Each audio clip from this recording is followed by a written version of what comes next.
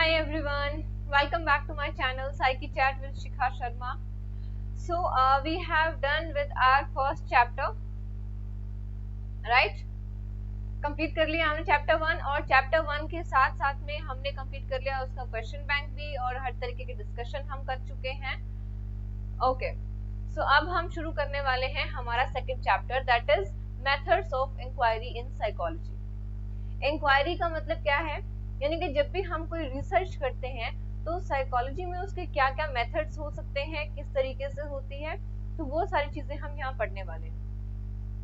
थोड़ा सा जो चैप्टर है वो टेक्निकल है. अगर आप इसकी वीडियोस को बीच बीच में से देखेंगे या कोई भी वीडियो उठा के अगर आप अंडरस्टैंड करने की कोशिश करेंगे तो आपको परेशानी होगी. जी हाँ, तो इसीलिए बेहतर होगा कि आप कैसे पढ़ें, बिल्कुल आप शुरू से देखें. E1 है, ये वीडियो 1 है, तो आप वीडियो 1 से ही शुरू करें.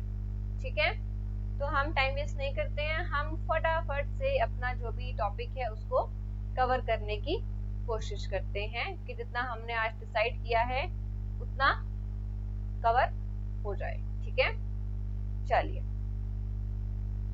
सबसे फर्स्ट जो आता है goals of psychological inquiry. Goals से हमारा क्या मतलब है, हम गोल्स के बारे में क्यों बात कर रहे हैं. फर्स्ट पेज हम साइकोलॉजिकल इंक्वायरी के बारे में तो बात ही नहीं करी, क्या होती है, किस लिए होती है, क्यों होती है ना. साइकोलॉजिकल इंक्वायरी बेसिकली कोई भी ऐसा सवाल जो आपके जहन में उठ रहा है, जो आपके मन में उठ रहा है और आप उसका जवाब चाहते हैं और उसका रिलेशन हमारी साइकोलॉजिकल माइंड से है. ठीक है, साइकोलॉजिकल एस्पेक्ट से है. हमारा रिलेशन यहाँ पे सोसाइटी से नहीं है, हमारा रिलेशन किस चीज से है, साइकोलॉजिकल चीजों से. तो कोई भी ऐसा सवाल जो आपके मन में उठ रहा है तो उसको हम डायरेक्टली ऐसे ही आंसर नहीं कर सकते हैं जब तक हम उसको चेक ना करें, उसको हम टेस्ट ना करें. On what, on our psychological test, है ना. ओके, तो अब हम शुरू करते हैं. गोल्स के बारे में हम क्यों बात कर रहे हैं. सबसे पहले सवाल उठता है कि हम I don't know what's wrong with my throat. Okay, तो साइकोलॉजिकल इंक्वायरी के गोल्स के बारे में हम बात करने वाले हैं. क्यों करने वाले हैं, पहले शुरुआत में ही क्यों, और गोल्स से मतलब क्या है. मैं आपसे पूछूं कि आप लाइफ में क्या बनना चाहते हैं, वो आपका गोल हो गया. सपोज आपने बोला कि हमें काउंसलर बनना है, फॉर एग्जाम्पल काउंसलर बनना है हमें, वो तो हो गया आपका क्या, गोल हो गया. अब आप कैसे बनेंगे काउंसलर, क्या क्या चीजें उसमें इंपॉर्टेंट है, जो ट्रैक होगा ना. तो वही चीजें यहाँ पे बता रहे हैं कि अगर हम साइकोलॉजिकल इंक्वायरी करते हैं तो उसके लिए हमारा टारगेट क्या है, हम क्या कर पाएंगे. अगर हमने साइकोलॉजिकल इंक्वायरी करी तो हम क्या कर सकते हैं, उस साइकोलॉजिकल इंक्वायरी के बेसिस पे हम क्या कर सकते हैं, वो हमारे गोल्स हो गए साइकोलॉजिकल इंक्वायरी. कि हम कोई भी रिसर्च कर रहे हैं तो हम क्यों कर रहे हैं, क्योंकि हम ये करना चाहते हैं. और रिसर्च करने के बाद हमें क्या मिलेगा, फर्स्ट ऑफ ऑल डिस्क्रिप्शन. कैसे डिस्क्रिप्शन, हमने स्टडी करी है, सपोज हम स्टडी कर रहे हैं टीचिंग मेथड्स को. आई रेज इट,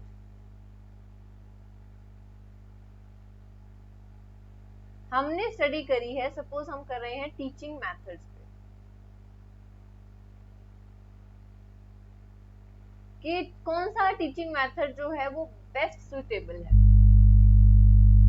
ठीक है, अब उसके लिए हम उस चीज को डिफाइन करना चाहेंगे ना. अगर हमें पता है कि चलो लेक्चर मेथड जो है बहुत अच्छा है, फॉर एग्जाम्पल हमारी रिसर्च में निकल के आया कि lecture method is the best method, don't you think कि हम इस फिनोमेना को और एक्यूरेटली और अच्छे से एक्सप्लेन कर सकते हैं कि हमने जिन जिन टीचिंग मेथड्स को हमने स्टडी किया, हमने ग्रुप स्टडी को भी स्टडी किया, हमने लेक्चर मेथड, हमने पीपीटी और जो प्रेजेंटेशन मेथड है उसको स्टडी किया, हमने सेल्फ स्टडी को स्टडी किया है, 4 मेथड्स को हमने लिया, चारों में से बेस्ट निकल गया है lecture method. Getting the point? तो ये चीजें क्या होगा, लास्ट में हम क्या कर पाएंगे, हम डिफाइन कर पाएंगे उस चीज को अच्छे से कि अगर आपको पढ़ाना है तो आप लेक्चर मेथड यूज करें, that is the best one possible. ये हम नहीं कह रहे, ये साइकोलॉजिकल स्टडी कह रही है, हम डिस्क्राइब करने कर सकते हैं ना। एग्जैक्टली, तो फर्स्ट गोल है डिस्क्रिप्शन, कि हम ट्राई करते हैं, we attempt to describe a behavior or a phenomena as accurately as possible। हम हवा में तीर नहीं चला रहे हैं, हम बता सकते हैं। लेक्चर मेथड बहुत अच्छा है, क्यों है, कैसे है, क्या रिजल्ट आए, हम सब कुछ डिफाइन कर सकते हैं। तो that is why we are doing any kind of psychological inquiry. हम क्यों कर रहे हैं साइकोलॉजिकल इंक्वायरी, क्योंकि हम ट्राई कर रहे हैं एक बिहेवियर को एक्सप्लेन करने का, अटेम्प्ट कर रहे हैं हम उसको, है ना। हम एक्सप्लेन तभी कर पाएंगे अच्छे से जब हमने उसमें रिसर्च करी होगी, राइट। फर्स्ट पॉइंट क्लियर हो गया। डिस्क्रिप्शन क्या मतलब है उस चीज का, राइट। और हम डिफरेंट बिहेवियर्स को, डिफरेंट फिनोमेना को अलग कर सकते हैं। अब लेक्चर मेथड में और प्रेजेंटेशन में क्या डिफरेंस हुआ, सेम ही तो है, टीचर समझा ही तो रहा है, सेम है दोनों, नहीं है सेम। किस तरीके से अलग है हम वो बता सकते हैं, तो दो अलग तरीके के बिहेवियर में क्या डिफरेंस है वो भी हम बता सकते हैं। Got it? Next is prediction. Prediction का मतलब क्या हुआ, हमने प्रिडिक्शन करी ना कि 4 मेथड्स हमने लिए, चारों में से बेस्ट कौन सा है, लेक्चर मेथड बेस्ट है। भविष्यवाणी हुई, प्रिडिक्शन हुई, हमने प्रिडिक्शन कर दी उस चीज की, है ना। अगर हम फिर से उस चीज को स्टडी करेंगे तो हम फिर से दिमाग में रहेगा ना कि नहीं यार, लेक्चर मेथड में हमें अच्छे से काम करना पड़ेगा, तभी हम सक्सेसफुल हो सकते हैं। सिर्फ पीपीटी से या सिर्फ ग्रुप डिस्कशन करके या ग्रुप स्टडी से, सेल्फ स्टडी से हम नहीं कर पाएंगे। We need somebody to teach.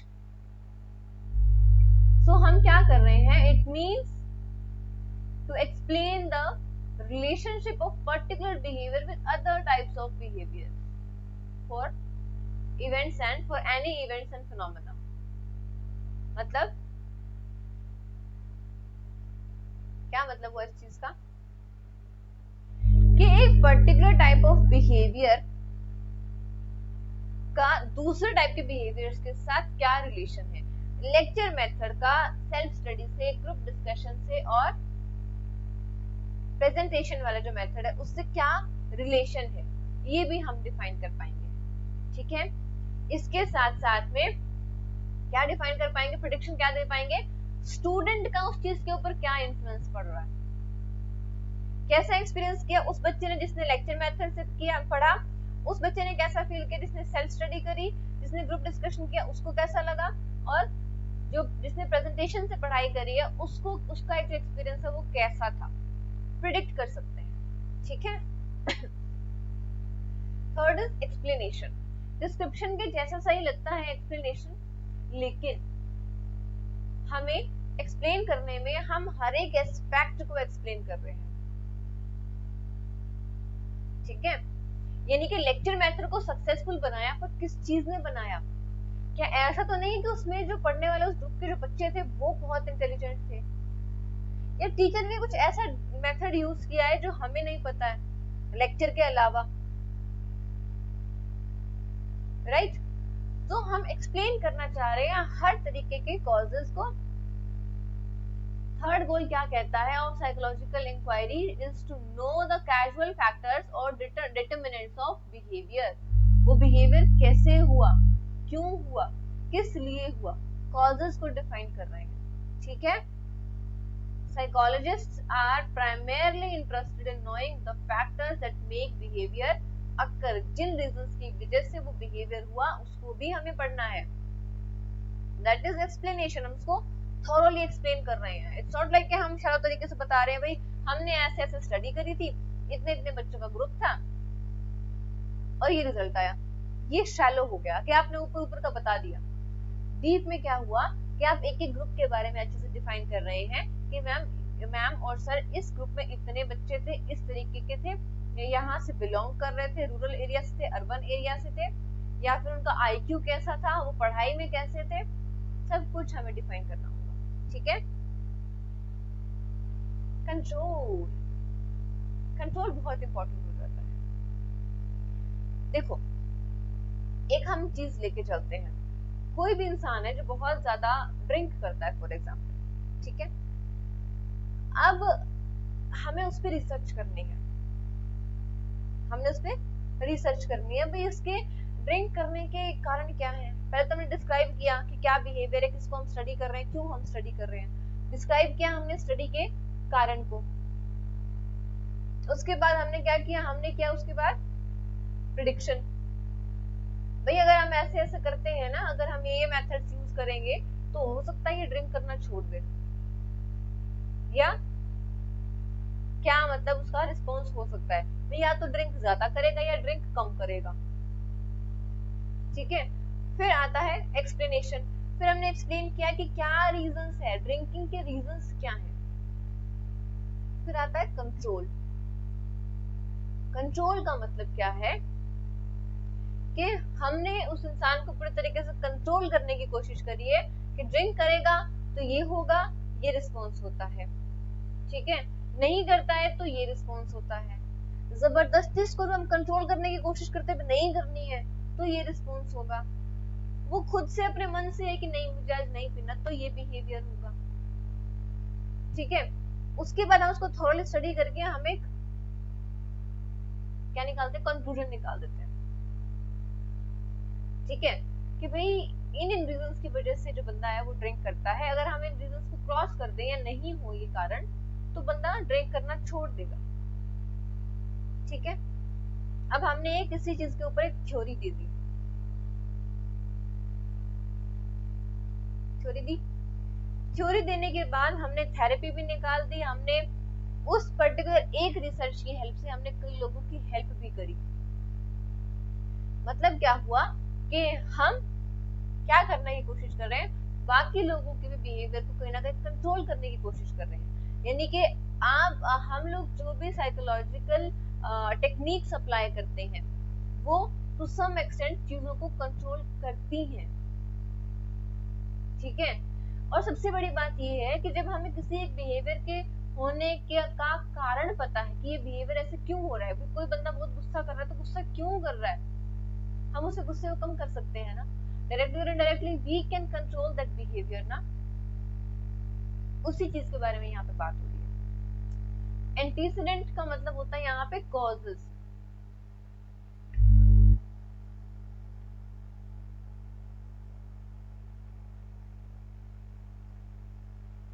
ठीक है।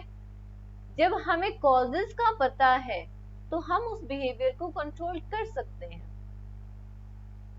तो you can control that behaviour by making changes in antecedent conditions, causes. Control refers to three things: making a particular behavior happen, एक behavior को कराना, उसको perform कराना, inducing it, उसको बढ़ाना, कम करना, और enhancing it, उसको बढ़ाना। यानी कि कंट्रोल करने का मतलब ये कि हम एक तरीके के बिहेवियर को घटा सकते हैं, बढ़ा सकते हैं और उसको होने के लिए मजबूर कर सकते हैं, ठीक है। So this is what do we mean by control.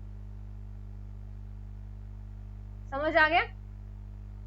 Next पे चले, एप्लीकेशन। अब हमने एक रिसर्च कर ली, अच्छा कंट्रोल को जो मैं अभी एग्जांपल दे रही थी टीचिंग वाला, टीचिंग मेथड्स वाला, उसमें हम किस तरीके उसमें हम किस तरीके से अप्लाई कर सकते हैं, हम कंट्रोल कर सकते हैं नंबर ऑफ स्टूडेंट्स को, हम कंट्रोल कर सकते हैं कि एक बच्चा जो लेक्चर मेथड से पढ़ रहा है वो सिर्फ लेक्चर मेथड से ही पढ़े, वो ऐसा ना हो कि घर जाके यूट्यूब चला रहा है, यूट्यूब पे लेक्चर सब पढ़ रहा है और फिर मार्क्स ले रहा है, ऐसा नहीं होना चाहिए। Getting the point? सो हमें उस चीज को कंट्रोल करना है कि somebody is being taught by lecture method, then that person is precisely and particularly being taught by lecture method, इसके अलावा कोई और मेथड को हम यूज नहीं कर रहे हैं। We need to control that if we want to check out the responses or the causes हो गया, तो अगर हमें उसका इफेक्ट देखना है, उसके consequences देखने हैं, we need to control that. Alright, application का मतलब क्या है, अब हमने देख लिया अभी लेक्चर मेथड बेस्ट निकल के आया रिसर्च में, क्या हम उसको अप्लाई कर सकते हैं बाकी लोगों पे? कर सकते हैं। बाकी स्कूल्स में कर सकते हैं। क्या हम टीचर्स को बता सकते हैं किस तरीके से लेक्चर देना है? कर सकते हैं, है ना? तो वही है एप्लीकेशन, कि जब हमने एक पर्टिकुलर कोई भी रिसर्च करी है कि फाइनल गोल क्या है साइंटिफिक इंक्वायरी का, to bring out positive changes in the lives of people, कि लोगों के लाइफ में पॉजिटिव चेंजेस आए, ठीक है?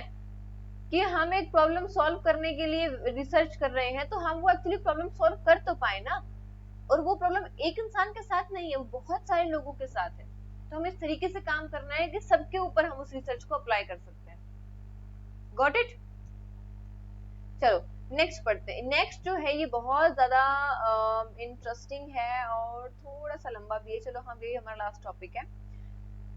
हमें देखने हैं कि स्टेप्स क्या है कंडक्टिंग में, क्या कंडक्ट करने में साइंटिफिक रिसर्च, क्या क्या स्टेप्स हो सकते हैं। स्टेप से पहले हमें दो चीजों को समझना है। पहला is objectivity, second is systematic procedure. Systematic procedure से तो हमें पता है कि सिस्टम से चलती हैं सारी चीजें, तो वो जो हम स्टेप्स करेंगे तो मैं आपको बता दूंगी क्या होता है। ऑब्जेक्टिविटी के बारे में बात करते हैं, क्या मतलब है इस चीज का। कोई भी दो लोग अगर एक टॉपिक पे स्टडी कर रहे हैं, अलग अलग जगह पे कर रहे हैं, वो एक ही कंक्लूजन पे पहुंचेंगे, that is called objectivity.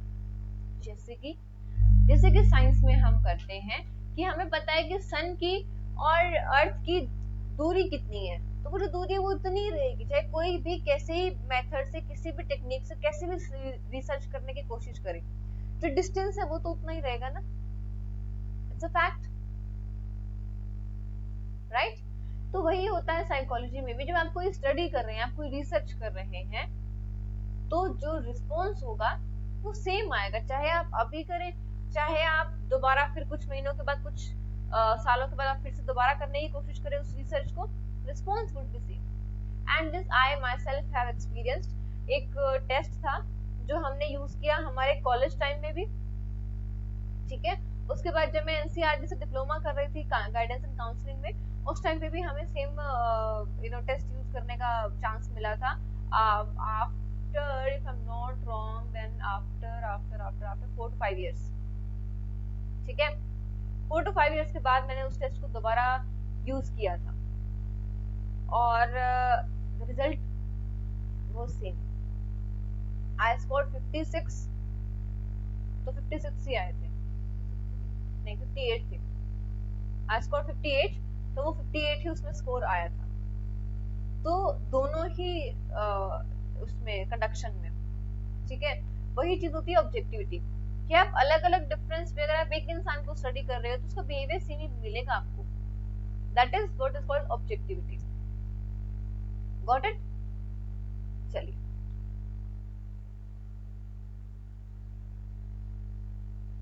System के बारे में, या सिस्टमैटिक जो प्रोसीजर है उसके बारे में बात करते हैं। सबसे पहली चीज जो हम यहाँ पे करते हैं वो होता है कॉन्सेप्चुलाइजेशन ऑफ प्रॉब्लम, कि हमें स्टडी क्या करना है। पहले टॉपिक होना चाहिए ना हमारे पास पढ़ाई करने के लिए, तभी तो हम रिसर्च करेंगे ना, है ना? हमने टॉपिक जो है वो ले लिया, क्या ले लिया? Let me add on another slide, another page, and then I'll be able to explain that, right?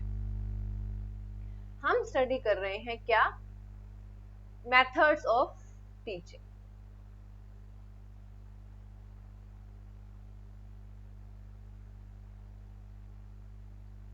अब हम यहाँ पे प्रॉब्लम को कॉन्सेप्चुलाइज कर रहे हैं। हमने 4 मेथड्स लिए।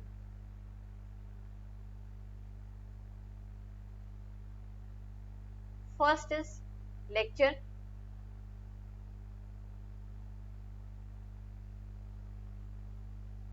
Self study,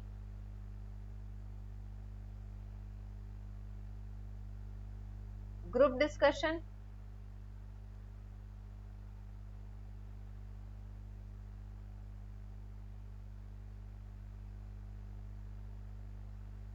fourth one is presentation.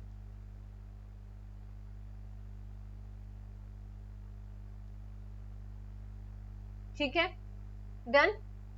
अब इन 4 मेथड्स को हमें स्टडी करना है। इसमें हम क्या करेंगे, हमने प्रॉब्लम तो कॉन्सेप्चुलाइज कर ली कि प्रॉब्लम का मतलब क्या है, सिंपली हाइपोथेसिस। हाइपोथेसिस क्या होती है, हाइपोथेसिस का मतलब होता है एक टेंटेटिव सॉल्यूशन या टेंटेटिव आंसर, कि हम एक आंसर लेके चल रहे हैं। किसी भी रिसर्च में आप क्वेश्चन लेके नहीं चलते हो कि इसका रिजल्ट क्या आएगा, नहीं, आप लेके चलते हो कि इट इज एक्सपेक्टेड दैट कि रिजल्ट ये आएगा, हम ऐसा एक्सपेक्ट कर रहे हैं, वो होती है हाइपोथेसिस। ठीक है, जैसे एग्जाम्स की डेट आती है ना, टेंटेटिव डेट्स आती है भी, आपके एग्जाम ना 15 फरवरी के बाद कभी भी स्टार्ट हो सकते हैं, टेंटेटिव डेट है। ठीक है, उसका रिजल्ट क्या आएगा वो आपको जैसे जैसे वक्त नजदीक आएगा तब आपको पता लगेगा। समझ आ गया? तो सिंपली कि कोई भी रिसर्च या कोई भी थीम हम सेलेक्ट करते हैं उसको हम बोलते हैं कॉन्सेप्चुलाइज करना प्रॉब्लम को। बट यहाँ पे हमने टॉपिक कॉन्सेप्चुलाइज किया है, फिर हमें क्या करना है, स्पेसिफिक रिसर्च की जो प्रॉब्लम है या जो क्वेश्चन है वो हमें डेवलप करना है। ये हम किस बेसिस पे डेवलप करते हैं, basis of review of past research. जो पहले उसी एरिया में जितनी जो रिसर्च हुई है, किसी और ने भी तो पहले टीचिंग मेथड्स को स्टडी किया होगा ना, उसको हम रिसर्च को उठा के हम पढ़ेंगे, उसके बेसिस पे हम बताएंगे चलो हमें इस टॉपिक पे रिसर्च करनी है। ठीक है, समझे? आफ्टर दैट उसकी हम ऑब्जर्वेशन करेंगे एंड पर्सनल एक्सपीरियंसेस जो होंगे उनको भी हम देखेंगे। ठीक है, इसके बाद हम क्या करेंगे, हम हाइपोथेसिस को फ्रेम करेंगे कि भाई जो ये चारों मेथड्स हैं, इन चारों में से लेट्स से जो ग्रुप डिस्कशन होने वाला है ना, ये ज्यादा अच्छा होने वाला है। हमने ये हाइपोथेसिस बना ली। It is expected that group discussion is the most suitable or most what should I say, suitably, ठीक है, method for teaching। ठीक है, ये हमने इसकी हाइपोथेसिस बना ली। उसके बाद नेक्स्ट स्टेप क्या हुआ, कलेक्टिंग डेटा। अब डेटा का मतलब क्या है, अब हम रिसर्च किस पे करेंगे, बच्चों पे करेंगे। हमने बच्चे इकट्ठे किए, हमने 4 ग्रुप बना लिए बच्चों के, किसी भी क्लास के लगा लो, हमने बना दिए 9th 10th के, 20 स्टूडेंट्स इसमें, 20 इसमें, 20 इसमें और 20 इसमें। अब कैसे पता लगेगा, अरे कौन सा मेथड अच्छा है, कैसे पता लगेगा हमें? एक हम बनाएंगे प्री टेस्ट, एक हम बनाएंगे पोस्ट टेस्ट।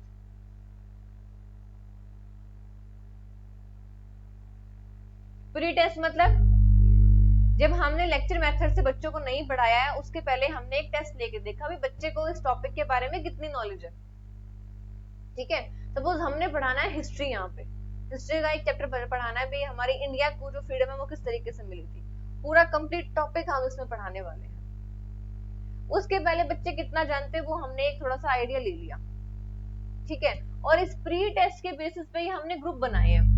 सब एक ग्रुप में ना सारे हर तरह के बच्चे होने चाहिए, बहुत इंटेलिजेंट भी होने चाहिए जिसको बहुत नॉलेज है हिस्ट्री के बारे में, और कुछ ऐसे भी होने चाहिए जिनको कुछ भी नहीं पता, और कुछ एवरेज। Got it? तो हमने प्री टेस्ट के बेसिस पे ग्रुप्स बना दिए। हिस्ट्री का हमने एक टेस्ट ले लिया, फिर हमने इनको कितने कितने दिन के लिए हम भेजे पढ़ाई करने के लिए, लेट्स से 15 डेज। 15 डेज के लिए हमने इन बच्चों को क्लासेस दी, लेक्चर दिया, self study, group discussion, presentation, 4 group को 4 अलग अलग रूम्स अलॉट कर दिए गए, भाई आप 15 दिन के लिए पढ़ाई करो अच्छे से। फिर हमने दोबारा फिर टेस्ट लिया, फिर हम देखा उसको स्कोर क्या आ रहा है। इसको कहते हैं डेटा कलेक्शन। ये तो हमें मेथड्स को स्टडी करना था, तो मैंने आपको इस तरीके का एग्जांपल लिया। लेकिन अगर हमें स्टडी ही कुछ इस तरीके से करना हो कि बच्चों की जो मेंटल हेल्थ है वो किस तरीके की है, तो हमें एक सिंपल सा क्वेश्चनर देना है बच्चे को, उसको बच्चा फिल करके दे देगा हमें। डेटा कलेक्ट करना, हमें 50 लोगों का डेटा चाहिए, तो 50 स्टूडेंट्स के पास आप जाएंगे, टेस्ट कंडक्ट करवाएंगे और टेस्ट वापस लेंगे। ठीक है, जैसे आपने प्रैक्टिकल्स करे होंगे ना, प्रैक्टिकल्स में जिस तरीके से टेस्ट होते हैं वैसे ही टेस्ट हमने बच्चों को दिया। एंजाइटी स्केल है, जैसे किसका एंजाइटी स्केल है वो, नाम ही नहीं याद आ रहा मुझे आजकल, पता नहीं क्या हो गया मुझे। तो एंजाइटी स्केल अगर हमें देखना है बच्चों में एंजाइटी कितनी है कैसे है, तो हम वो भी डिफाइन कर सकते हैं ना, टेस्ट दिए बच्चों को, टेस्ट हमने उसमें बच्चों ने फिल किया, हमने वापस ले लिया, डेटा कलेक्शन। Got it? तो सेकंड स्टेप जो है वो क्या है, डेटा कलेक्शन का। It requires taking decision about following 4 steps. Participants of the in the study, कौन से पार्टिसिपेंट्स होने चाहिए, किस एज के होने चाहिए, बॉयज होने चाहिए कि गर्ल्स होने चाहिए, सब कुछ। ठीक है। मेथड्स ऑफ कलेक्टिंग डेटा, किस तरीके से हमें डेटा कलेक्ट करना है, टेस्ट देके कलेक्ट करना है, या हमें इंटरव्यू लेना है, या फिर हमें किसी और मेथड को हमें यूज करना है, तो वो डेटा कलेक्शन का मेथड हो गया। Tools to be use in research, research में हम कौन से टूल्स यूज कर रहे हैं, यहाँ पे थोड़ा सा वो हाई लेवल क्वेश्चन है, कौन सा एक्चुअली मेथड यूज कर रहे हैं, एक्सपेरिमेंटल मेथड यूज कर रहे हैं, केस स्टडी कर रहे हैं, या कोरिलेशन कर रहे हैं, वो सारा हमें वहां पे देखना है। फिर प्रोसीजर क्या होने वाला है डेटा कलेक्शन का, भाई आप पर्सन टू पर्सन एक बंदे के पास जाने वाले हैं, या आप उनको व्हाट्सएप करने वाले हैं, मेल पे डालने वाले हैं, या किस तरीके से आप डेटा कलेक्ट कर रहे हैं। ठीक है, got it? Next, drawing conclusion. Data collect करने के बाद हम उस डेटा को एनालाइज करेंगे, हम देखेंगे कि क्या रिस्पॉन्स आया, उसमें स्कोरिंग करेंगे हम। ठीक है, हमने पोस्ट टेस्ट कर लिया, जैसे हमने यहाँ पे किया था, हमने पोस्ट टेस्ट कर लिया, अब हमने देखा कि यहाँ पे क्या क्या स्कोर आया है, और स्कोर के बेसिस पे हमने बता दिया कि जो हमारी हाइपोथेसिस है वो, मतलब जो ग्रुप डिस्कशन अच्छा है कि लेक्चर मेथड अच्छा है, ये हमने बता दिया। भाई सबसे ऊपर तो लेक्चर मेथड आया है, सेकंड नंबर पे ग्रुप डिस्कशन आया है, तो हमने ये हमारा जो है रिस्पॉन्स में आंसर आ गया या कंक्लूजन आ गया। ठीक है, अब यहाँ पे एक चीज जो और ध्यान देने वाली है, देखो, इस next step is to analyse data so collected, जो डेटा कलेक्ट किया है उसको हमें एनालाइज करना है through the use of statistical procedures. Procedure को यूज करेंगे हम, ये देखो ये थोड़ा सा हाई लेवल के टर्म्स हैं, कोई भी आप टेस्ट करते हो ना, आप उसको डायरेक्ट काउंटिंग करने नहीं बैठते, 50 लोगों का, 100 लोगों का, 500, 1000 लोगों का एक एक बंदे का टेस्ट आप चेक करने नहीं बैठोगे। ठीक है, चेक तो आपको करना पड़ेगा, बट बाद में हम उसको देखेंगे, टेबल बनाएंगे, उसका रिस्पॉन्स निकालेंगे, वो सब हमें नहीं करना है। हमें क्या करेंगे, सॉफ्टवेयर पे डालेंगे हम उसको। ठीक है, तो इसलिए यहाँ पे लिखा है जो स्टैटिस्टिकल प्रोसीजर, मतलब आप सॉफ्टवेयर पर रन करके आप उसको एक कंक्लूजन निकाल रहे हैं सिंपली। ठीक है, उसमें बहुत कंफ्यूज होने की जरूरत नहीं है। This can be achieved through graphical representation, हम ग्राफ भी बना सकते हैं उसके बाद, पर पहले हमारा जो डेटा है वो इतना, तो वो इतना डेटा, बहुत सारा डेटा होगा, तो हम उसको कैसे मिनिमाइज करेंगे, उसको हमें मैनेज करना पड़ेगा ना, तो graphical representation and by use of different statistical methods. The purpose is to analyze, purpose of analysis is to verify hypothesis and draw conclusions. Hypothesis को कैसे verify करेंगे भाई, accept हुई है कि reject हुई है, simple। हमने hypothesis ली थी कि जो group discussion है वो best method होगा, but वो तो reject हो गई। accept क्या हुई, lecture method, तो क्या हम directly accept कर सकते हैं? नहीं, हमें क्या करना पड़ेगा, जो रिसर्च है उसको रिवाइज करना पड़ेगा, हमें एक बार फिर से सारी रिसर्च को करना पड़ेगा, उसके बाद हम बताएंगे चलो अब ये जो हाइपोथेसिस है वो एक्सेप्ट हुई है। ठीक है, हाइपोथेसिस से हमने पढ़ाई करना, स्टडी करना शुरू जरूर किया था, देन उसके बाद हमें देखना क्या है कि कंक्लूजन जो है आया है वो हाइपोथेसिस के सपोर्ट में है कि नहीं है।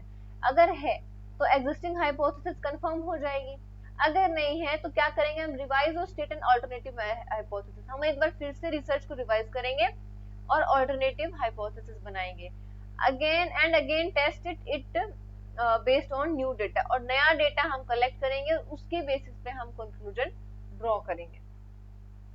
ठीक है, और इसी तरीके से हम कह सकते हैं कि जो रिसर्च है वो एक कॉन्टिन्यूअस प्रोसेस है, इट्स नॉट लाइक कि भाई आज रिसर्च होगी कल खत्म, इट्स अ कॉन्टिन्यूअस प्रोसेस। जो पुरानी पहले थ्योरीज दी है लोगों ने, उनको लोग दोबारा से टेस्ट करते रहते हैं। ठीक है, तो इट्स अ कॉन्टिन्यूअस प्रोसेस।